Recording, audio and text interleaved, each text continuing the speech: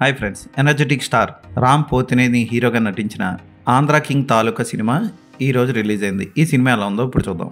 సాగర్ అనే కుర్రాడు సూర్య అనే హీరోకి వీరాభిమాని. అయితే హీరో సూర్య కష్టాల్లో ఉన్నప్పుడు అతని కోసం అతని ఫ్యాన్ ఏం చేశాడు, అతను ఎన్ని ఘర్షణలు పడ్డాడు, ప్రేమ కంటే అభిమానానికే విలువిచ్చాడా, ప్రేమకు విలువిచ్చాడా అన్నది సినిమా చూసి తెలుసుకోవాలి. రామ్ ఎప్పట్లాగే ఎనర్జెటిక్గా నటించాడు. చూడడానికి ఇంకా యంగ్గానే ఉన్నాడు. ఫస్ట్ సినిమాలో ఎలా ఉన్నాడో అలాగే ఉన్నాడు.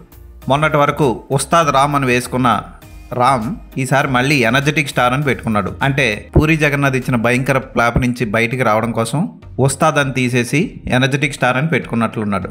అతని యాక్టింగ్ బాగుంది, ఫైట్స్ బాగా చేశాడు, డ్యాన్స్ సూపర్గా చేశాడు, హీరోయిన్తో రొమాంటిక్ సీన్స్లో ఓకే అనిపించాడు, డైలాగ్స్ కూడా అక్కడక్కడ చాలా బాగా చెప్పాడు, హిలేరియస్గా చెప్పాడు, గోదావరి యాస అక్కడక్కడ బాగానే మాట్లాడాడు. ఇక ఉపేంద్ర పాత్ర కూడా చాలా బాగుంటుంది, కానీ అది అంత ఎనర్జెటిక్గా అనిపించదు రామ్ ముందు.